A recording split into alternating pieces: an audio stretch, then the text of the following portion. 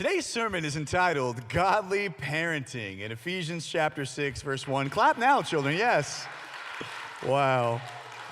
Oh man, everyone on YouTube is gonna think you love me, and you don't. All right, so here's what we're gonna do. Your parents have not paid me money to do this sermon. Your parents did not call me on Saturday and say, Barrett, my little Susan or my little Theodore is disobeying. I need you to preach a sermon on parenting because they're being bad children. That did not happen, okay? It didn't. It happened on Friday night. But anyway, what we're gonna do is I'm gonna read to you what God has to say about parenting. Now, just to back up here for a minute, let's remember the structure that we've been talking about. Shh. First, we talked about how God created gender. We have male and female, and God has purpose and intentionality with that. Then he created marriage, this institution where a man and a woman commit to one another, and they form a family. Then we talked about how two become one. We talked about God's plan for sex and how it brings life into the world. And this week, we're going to talk about what happens when life is brought into the world. You then have a family. You have parents and you have children. So we're first going to talk about the responsibility of parents towards their children, and then we're going to talk about your responsibility as a child to your parents. Now, I will give this, I hope you feel seen when I say this. I will fully recognize at the beginning of this sermon that everyone's parenting situation is different.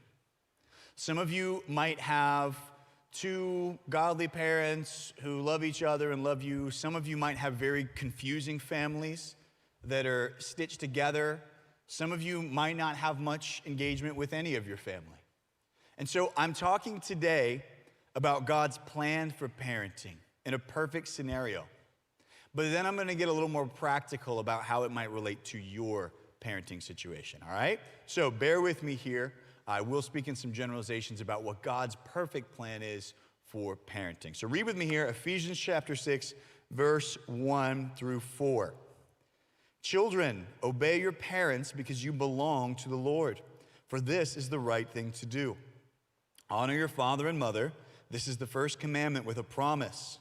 If you honor your father and mother, things will go well for you, and you will have a long life on the earth.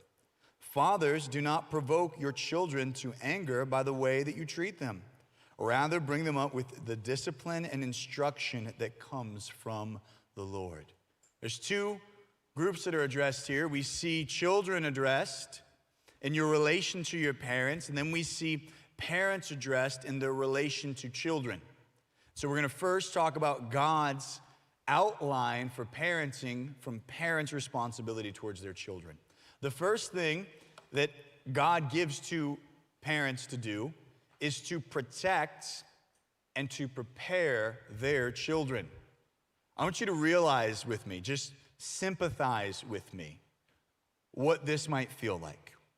Imagine that you go to a hospital, you're driving there with your significant other, your spouse, your husband or wife, and you're just driving to the hospital, and you go there, and then you're driving home. The car is very different on the drive home. There's a lot more noise in the car. You're driving a lot more carefully in the car because you now have a human being that you are responsible to keep alive. If you forget to feed the child, change the child, take it to the doctor, the child will be no more.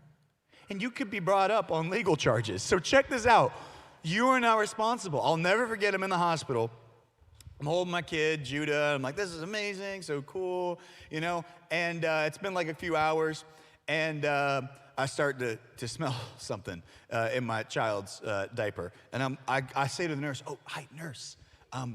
You know, my kid, like, I think their diaper's dirty. And she looks at me and goes, you're right, it is. And she walked away. And I'm like, how rude of her. And then I realized, oh, wait. I have to change this thing. Like, I am the adult, the parent now. Like, it's my problem. It's not this nurse's.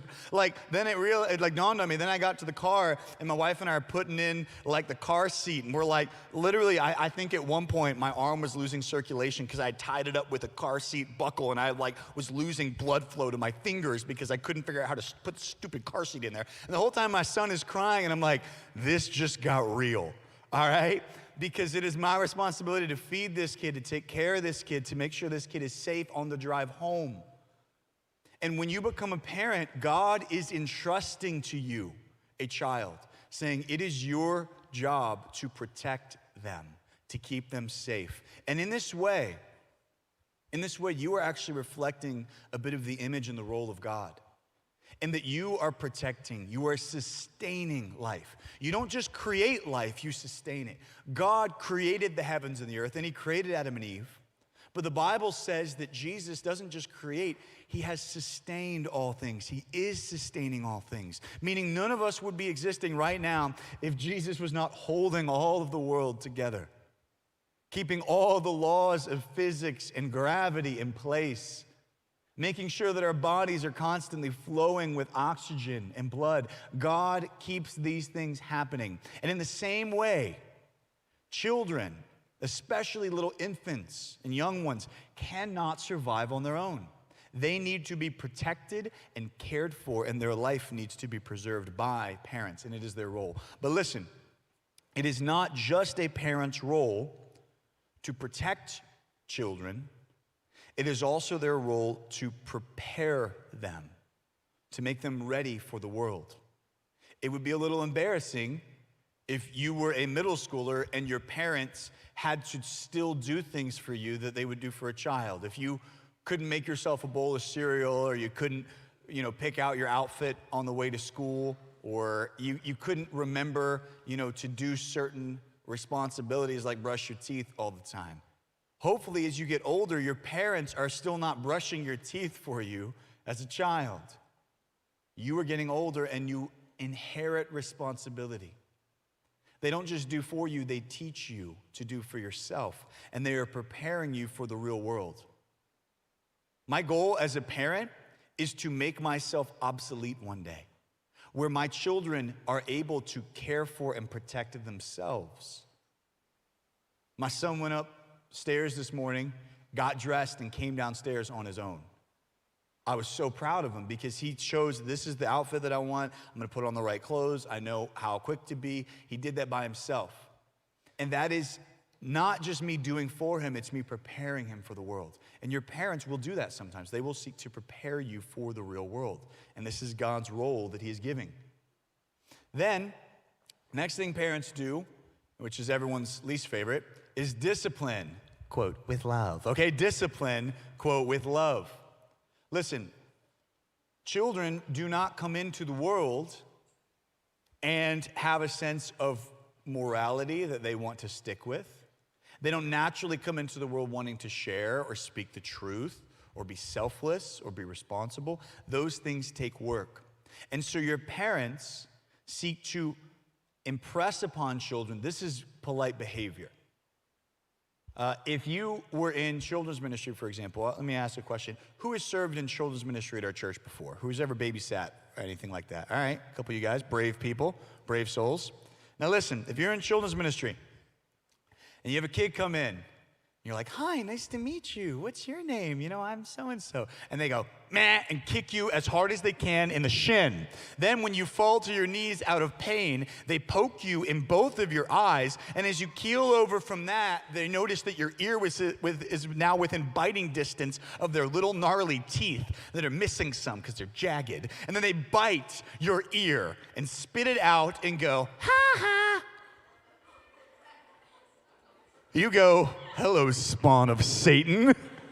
Hi, could you call Satan? His child is in children's ministry now and needs to be picked up. You think, oh, wow, Gregory liked that too much.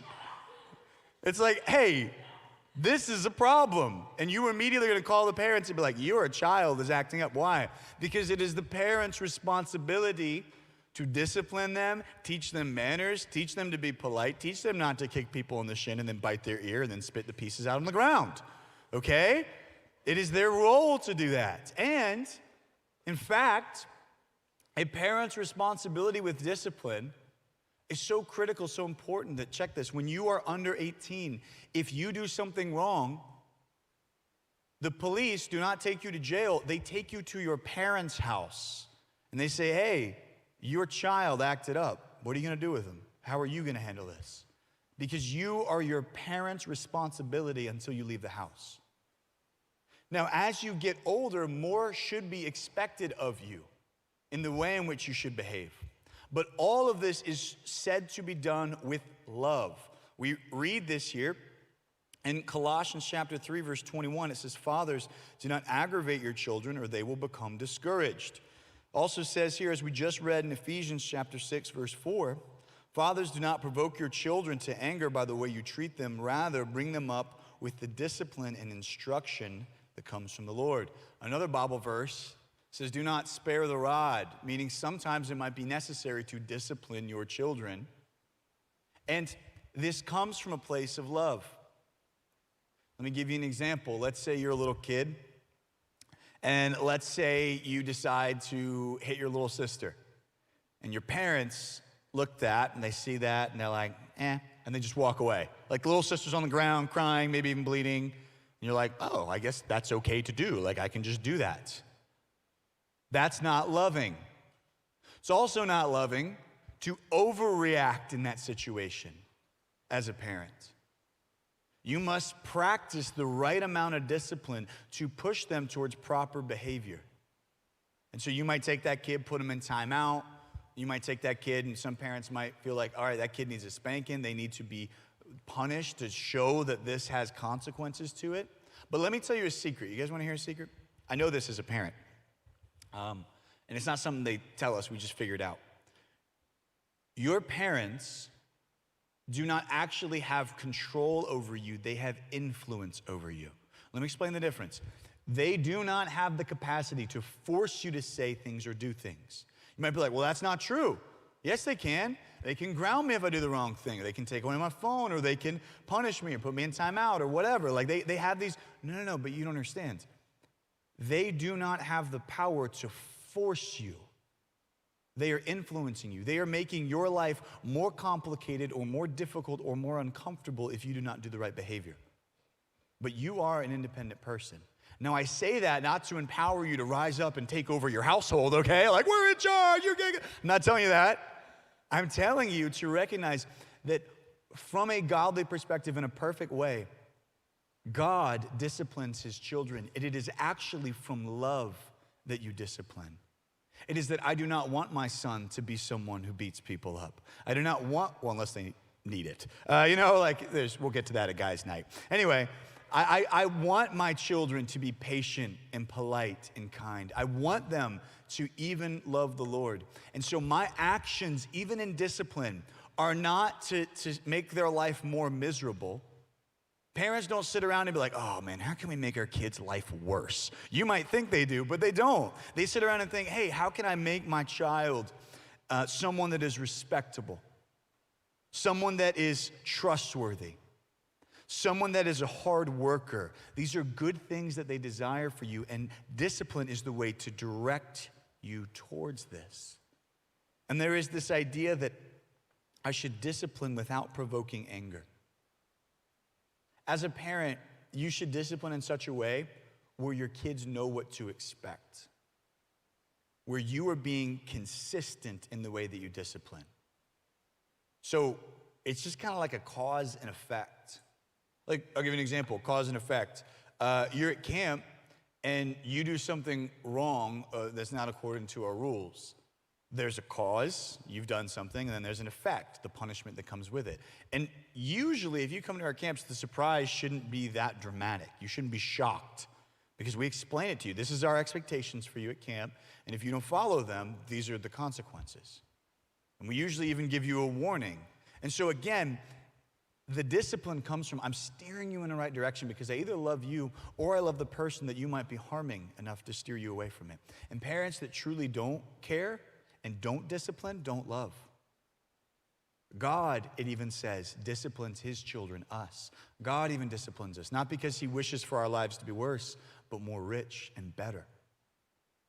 Then we also see that parents are to set a godly example for their children.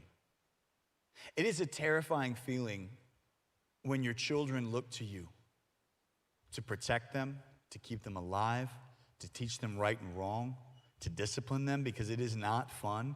And will never, I don't know about you, but I would get sick of it when my mom would be spanking me with a wooden spatula and be like, this hurts me more than it hurts you. And I'm like, I beg to differ, okay? Let's just switch and see what happens, okay? I don't think that's how it would work. Like, I don't think it would hurt me more than you. And I remember thinking that, like, what are you talking about, Mom? You don't get it. But again, parents are seeking, I want to push my child to the Lord. I want my child to love God. And so parents are supposed to walk in such a way that inspires their children to honor God. Proverbs 27 says this, the godly walk with integrity, blessed are their children who follow them. Meaning, if your parents are walking in the Lord and walking in an honorable way, then you will be blessed because you follow after them and you get to learn from them. You are under their authority. Deuteronomy 6, verses 6 and 7 says, you must commit yourselves wholeheartedly to these commands that I'm giving you. Repeat them again and again to your children. Talk about them when you are home and when you're on the road and when you go to bed and when you get up. God is speaking to his people and he gives them commands on how to live. And then he says, don't just keep these to yourself. Imprint upon your children. Teach your children. Raise them up. You should be, as a parent, setting a godly example for your children to follow, but also encouraging them in the Lord, bringing them to church. I doubt that many of you got here on your own today. Perhaps a grandparent or a parent or a friend brought you. And if your parents brought you, it's because they love you. Maybe, to be honest, some of you don't even want to be here, and you're here because your parents bring you and force you, quote unquote, to be here. First, I want you to know you're welcome even if you're a hostage, even if you're a prisoner here. But I also say this to you, one day you will have to decide. You'll have to decide what you believe about God for yourself, if you haven't already. And one day you will decide how you feel about church and which church you go to. One day, perhaps you might even lead a family spiritually. And maybe you've realized that the things you learned here, the truth that you learned here, the relationship you grew with God is something that has benefited your life, changed your life, and you wish to share that love of God with your children. You see, when you love something, you want to share it with your kids. If you ask my son his favorite football team, he'll say the Dallas Cowboys, and you will all boo, and I don't care. Because here's the deal. He sees his father looking at the TV, cheering for the Cowboys. He wants to get in on that. If you ask my daughter her favorite ice cream, she'll say chocolate. Why? Because it's my favorite, and she likes eating it with me. And so she, in small little ways, imitates me. Well, check this out. They don't just imitate the cute little novelties that we have, but when you have a child, they begin to influence or be influenced by you in the way that you speak. Do you, if you will, if you're a parent, do you yell at your spouse? They might start to yell at each other.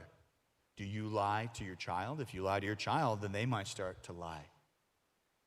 But the reverse is such that if you're a parent of integrity and you speak the truth, your children will grow up more likely to be truth speakers. If you, as a parent, work hard, your children might be more likely to work hard. It's not a guarantee, but it increases the likelihood, the influence that you have on them. I will tell you this, I have met middle schoolers that have been some of the most upstanding, amazing young people. And their home life or their family or their parents, it's a tough situation. And they succeed in spite of that. But I will also tell you this, it is incredibly rare. I've also met children, I've also met students that are blessed with incredible parents who love God, who pray for them, who try to steer them in the right direction, who model integrity for them, who just want to protect them and help prepare their children for the future. And their children, though they have done everything in their power, are truly veering off the right path, lost, and do not appreciate the parents they have in their life. But I will say on average, having godly parents that discipline with love, that protect, that prepare, that are invested in their child's life, greatly increases the chances that the child will turn out well. Greatly. It is actually, I would go as far to say, the number one factor in whether a child will grow up to be an outstanding person is their home life, their family life. So this is God's structure. When he thinks of a family, he thinks of parents ruling the family, being in charge of the family. We talked about their roles, but they together are in leadership. And in doing so, they also are bringing in life, but not just making life, they're cultivating it, they're growing it in the way in which they live. Some things that I think would be helpful to remember, because you probably most of the sermon have been personalizing this, and that's fine. But some things to remember about your own family or about parents in general. Number one, they have likely made incredible sacrifices for you. Did you know that in Loudoun County, the average cost of a kid over 18 years added up is $437,000. $437,000 is the average cost of raising a kid in Loudoun County. That is insane to me, but when you take all of the amount of money that they spend on medical, or even, when you were born, the hospital bills, or food, or clothes, or education, or extracurriculars, all those things put together, your parents have spent somewhere around that on you. Some of you are like, no, they only spend like probably $100,000 on me, or $20. All right, whatever the number is, please recognize that your parents have invested in you. Also recognize that some of your parents have probably made career decisions to either give up their careers to raise you. They've worked around your schedule. They have spent hours changing diapers, and they've spent many nights losing sleep. They've spent many hours wondering how they can help you. Your mothers have gone through pain in giving childbirth. Your fathers have gone through hours of work to provide financially for you. And if you have a single parent, they have done double duty, and they deserve honor as well. If you are in a single parent home, please realize the work that has been done for you and appreciate it. Do not make their life harder. Realize the sacrifice that they've put in for you. So please recognize that your parents have demonstrated their love for you in the sacrifice. Parents also need to realize they have experience. I know that we say things like, you don't understand, you don't relate. Now, it is true. They do not always understand your unique situation. They grew up in a different generation. They don't know you as well as you might know yourself, perhaps. But at least acknowledge they were once your age. They likely grew up in a home with parental figures. And they know what it is like to endure discipline, or they know what it is like to work hard. And they deserve your respect based on the sacrifice they've given, based on the experience that they have, that they are older. And this is a personal pet peeve, okay? It's a personal pet peeve, just forgive me. I hate it, now that I'm a parent at least, I hate it that every single movie and TV show, when they portray parents, the parents are idiots. Like, they're like the dumbest people you ever seen. The kids over here like, I know all this amazing stuff, and I'm brilliant, and I'm a mad scientist, or I'm a world changer. And the parents are just like, yeah, I don't know anything. And it makes me so angry when you have these parents that are dumb. Because here's the reality, okay? This might offend you. I don't care. Maybe you need to be offended if it offends you. Your parents probably, on average, know more than you. Yeah, I know. Your parents probably know more than you. We're going to talk about this next week. Don't get too distracted when I say this. But I remember I had a student come to me, and he's talking to me about, like, I don't know when I think about this or that, and he, like, needed advice. Talking to a girl. This student was older. They were in high school. And I'm like, well, what if you ask your dad? And he's like, what? Why would I do that? And I'm like, well, he married your mom, right? And he's like, yeah. So he did something right. Like, he's not a complete loser. Like, he ended up with your mom. Like, he had to talk to a girl at some point. Probably went pretty well. She agreed to stay with him the rest of his life. Like, that probably went pretty well. But, like, the idea of thinking about your parents in that role. Let me tell you a sign of maturity. I like to say this a lot. Here's a sign of maturity. When you can back out of your life and look at it, yourself and others, from a different perspective and be like, okay, my mom isn't just my mom. She's also a wife, or she's also maybe a worker or a boss. She's also an employee. She's also a citizen. She's also maybe a sister. She's also a daughter. She might even be a granddaughter. Do you see that she has more roles than just your mom in this world? More responsibility.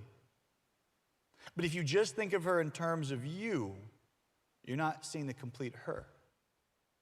There's more going on here. And so you need to recognize that your parents have been on this earth long enough to also perhaps have made mistakes that they don't want you to make as well. I've said it before, parents probably don't sit around scheming about how to make your life worse, but it can feel that way. Let me give you a scenario.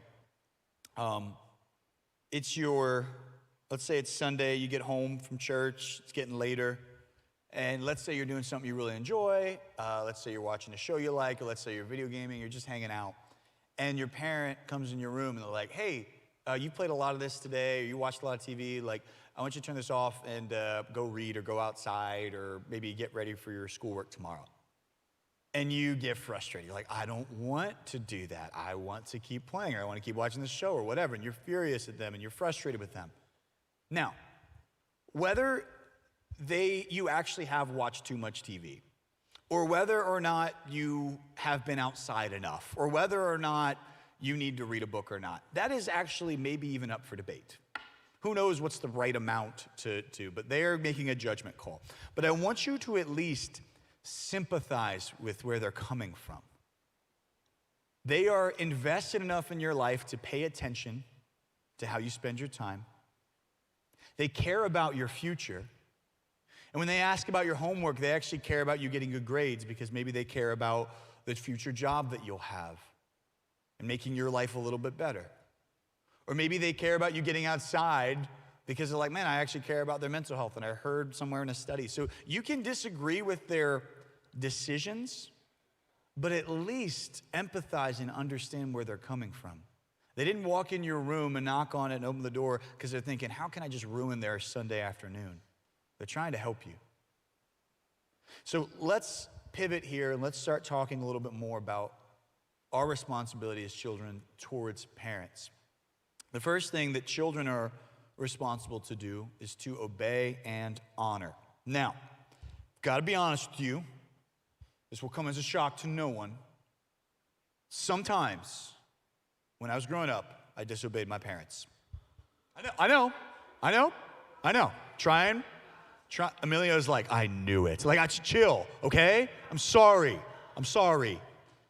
Sometimes, okay? Sometimes I would even, mess with them just for fun. I'll give you an example. My mom, I remember she was all excited. There was this new feature on her phone where she could press a button, and you're like, that's not a new feature, but it was to me because I'm old. So you'd be like, you could hit a button and then you could just speak to text. So, you'd start talking and it would start typing the words. So we'd be in the car and my mom would have her little phone. It was like a flip phone back then.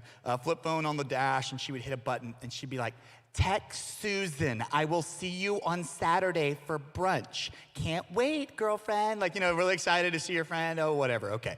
And so we would be in the back seat. And as soon as my mom would, this is so mean. It's a great idea though. Please don't do this and get yourself in trouble and then they email me, your parents. We would hit the button, she would hit the button, be like, text Susan, can't wait to get brunch with you on Sunday. And then I would be in the back seat and I would yell, booger nuggets. And so it would be like, can't wait to get brunch with you, booger nuggets on Friday. And it was just inserted in there or whatever we yelled. And so my mom would be like, that was very immature of you, Barrett. Stop this. And then, of course, I would be like, all right, Mom, I promise to stop. And she'd have to do it again. Text Susan. And then she'd be like, I can't wait to get brunch with you on Friday. And then my brother would yell out something like, fart cakes, or just start yelling it out. And the text would pop up on the screen. Mom would get all angry. Now, I'm not telling you to do this, okay? Because if you do, I'm saying it was wrong. My mom had told us to stop. We kept doing it all the time. And so we get punished. But listen, God says to us, it is actually better for your life if you obey. Listen to what it says here in Ephesians. Children, obey your parents because you belong to the Lord. So first he says, look, you obey and honor them. Why? Because if you are serving God, then you will serve the parents that he's given to you. The way in which you can love God is the way in which you love your parents and obey them. He also says here, listen, keep reading. He says, this is the first command with a promise. If you honor your father and mother, things will go well for you and you will have a long life on earth. Literally, God says, if you honor your parents, you will live longer. And you might be like, well, that's kind of weird. How does that work? Well, when your parent tells you to not ride your bicycle in the middle of the road and wear a helmet, you're just naturally going to live longer if you obey that. If you don't, you might not. When your parent says, hey, don't play hide and seek in the oven and turn it on when your little brother's in there, okay? I'm just telling you what we did. If you take the trays out of the, no, never mind, don't do that. Anyway, that was a horrible, I'm really a bad influence today, Rachel. I'm sorry. Please don't clap. Please don't. Oh, you're going to clap now. Yeah, there you go. There you go. See, here's what's going to happen. I'm going to preach all these words about honoring your father and mother and respecting them and empathizing, and you're going to be like, I can fit in an oven. It's just, you crazy kids. All right, listen up. Shh. So, but listen, we need to recognize you will actually physically live longer on this earth if you obey your parents, especially when you're younger. But then there's this other part of it, not just obey them, but honor them. Listen, when you get older, there will be a day that you leave your parents' home, and you frankly do not have to obey them. But the honor part never leaves. When you move out, whether it's at 18 or later, and you are paying for your own bills, you protect yourself, you provide for yourself, or you start your own family, you do not have to obey your parents any longer. But you should certainly respect them enough to maybe care about and listen to the wise counsel that they might offer you. Be respectful in the way that you disagree with them or talk to them. But you are not yet to that place. And you will have tension. And the reason you may have tension now is because you are starting to enter into adulthood. You're starting to become a young man and a woman. And you're trying to figure out, how do I, in this stage of life, balance my growth in independence and responsibility, but also loving and respecting and honoring and obeying my parents. We are told that Jesus had a father and a mother, Mary and Joseph. We are told that he honored and obeyed them. Now listen to how hard this must have been. Imagine you're Jesus and you are actually perfect. You truly never make any mistakes. And then God gives you a mom and dad that are not perfect. You have never in your life sinned, and your parents sin every day. And then you have to listen to them. If you're Jesus, the temptation might be, literally, I'm better than them. Literally, there's no measurable way in which they are not as good as me, or they are as good as me. I am better, I'm wiser, I'm more mature, I am, more godly than they are because I am God. Literally, here's Jesus. And yet it says that he honored them, he obeyed them, and he respected them. The only time that you should not obey your parents, oh, suddenly you're all paying attention now. You're like, whoa, hey, I cannot obey my parents? And the pastor said it's okay. The only time is if your parents give you a command that would cause you to disobey God to obey them. If your parents are leading you in a direction that is sin. Now, I would say that is incredibly rare, but you should obey the authority of God above your parents. But in every other scenario, you need to submit to their authority. And this, to be honest, will be frustrating at times. I remember in middle school, I was in 6th grade, I wanted to take Spanish, my mom wanted me to take French. My mom was like, I want you to be in a smaller class size, the French class is smaller, I want you to take French. I was so invested in taking Spanish, because my friends were in there, that I literally made a PowerPoint presentation for my parents. I literally wore a tie. I didn't even know how to tie a tie. I wore a tie okay? And I'm like, Mom, Dad, I'm in 6th grade, and I have a presentation for you on why Barrett should take French. And I went through my slides, and my mom said, that was very well researched. You've clearly thought this out. And I said, thanks, I have. Pretty amazing. I was thinking that in my head, or maybe I said it out loud. Mom said, I respect you, and I appreciate you telling me how you feel. You're taking French. I'm like, wait, what?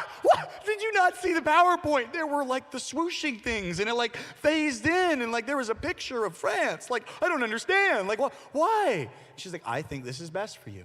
Now, in that moment, to this day, my mom and I could sit and debate whether that was the right decision or not. But here's the reality. Regardless of how that affected my education or what I wanted to do, my mom was making a decision for me. She was not instructing me in sin. She wasn't asking me to do anything wrong. I needed to obey her and honor her, even though I disagreed with her. And here's the reality. When you, as a child, when you disagree with your parents, do so in a kind way, your parents are actually more likely to let you have your way. Let me explain. I found a hack with my little brothers to not getting in trouble. And the hack was, yes, my brother is Hudson, okay? I'm sorry. They had him as their counselor, and they're like, we know who he is. And I'm like, yeah, I'm totally telling stories about Hudson. He's totally my brother. Anyway, so I had a hack with them. What I would do was my little brothers sometimes would be mean to me or whatever. Sometimes I'd be mean to them, and I sometimes would lie and be like, oh, I didn't hit them, and I totally hit them. So what I started doing was I found, wait, what if I just always tell the truth even when it's inconvenient? So if I hit them and they're crying and mom comes down, did you hit your brothers? I'd be like, yeah, I did. It was uncomfortable. Mom punished me, whatever. But the next time, she believed me a little bit more if I said, no, I didn't do it this time. You know what I'm saying? Like I earned my parents' trust, and therefore they trusted me a little bit more. Or the more responsible I showed myself to be, the more freedom my parents gave me. When I turned 16, they said, all right, when you can buy a car, when you save up the money, you can have a car. So I saved the money up to show them I was responsible. And I'm like, I'm ready to get a car. They said, all right, you got to call the insurance company. Like, I don't want to call an insurance company. Like, call an insurance company. I called the insurance company. Once I was ready, they said, all right, you can drive. Because we trust you now. You've proven yourself to be more responsible. Therefore, I can give you more freedom. But by honoring my parents, and rather than just whining or complaining, I gave them a reason to give me a little more freedom or a little more respect. Honor your father and mother and obey them, even if you disagree with them. And then the other thing that we need to do is have grace and empathy for them. Listen, I love being a parent. It is awesome. And it is very difficult. And if you're an eldest child, it's your parents' first time. They're literally learning as they go. They have never done this before. And if you're the last child, you are still something that they are learning because you are different from your siblings. They're trying to learn how to take care of you and raise you. And you as a child are not perfect. And they will need to forgive you when you're not perfect. I'm telling you now, your parents are not perfect, and you will need to forgive them when they are not perfect. They are humans. They get angry. They make mistakes. They sin. And you grow up in life and you go through phases where at first when you're a little kid, you might think your parents are perfect and never do anything wrong. And then you shift to maybe a season where you think they're always wrong. But maturity is when you work through both of these seasons and you reach a stage in life where you realize they're a person like you. They might be trying their best. And maybe they're giving their best effort. Maybe they're trying and maybe they're striving. And you need to have a little more grace for them. As I've been talking today, in all likelihood, you have been maybe grading your parents. You've had a little report card in your head, and you're like, well, my mom's not this, and my dad's not doing this, or they're not doing this, and you're grading them. Here's what I want you to do. I want you to stop, and I want you to evaluate yourself. How are you doing? How are you as a child, as a son, as a daughter doing? What would be your report card about obeying and honoring your parents or about having grace and empathy for them? Are you being patient with them and kind to them? How are you as a child to your parents? That is the thing that you can control. And I would ask the question, what kind of parent do you maybe want to be when you get older? It is a wonderful ambition to have, to think about being a parent one day. But if you have that privilege where God blesses you enough to give you a child, what do you care about for their life? How are you invested in their life? What do you want for them? These are questions that you need to ask. And I tell you all this because I love you, but also because to some degree, all of us will need to practice obeying and honoring our parents. And all of us will need to practice some grace and empathy. They're trying, all right? Now, we've talked about the family structure, talked about God's structure for gender, for marriage. This is the culmination of it, is this parenting. Next week, we'll have a lot of fun. We're going to talk about dating, all right? I know you're thrilled about that. Yeah, like dating? Oh, my goodness. Yeah, that's next week. Going to talk about a godly perspective for that, all right? So is service done, Greg, or no? Oh, they're still not done. That's okay. I'll pray for us, and then we'll let you guys hang out, and don't leave just yet till I dismiss you. Shh. Father God, thank you for these students. I pray a blessing over them, that you would allow them as children to be obedient and honorable to their parents. That you would bless them with grace.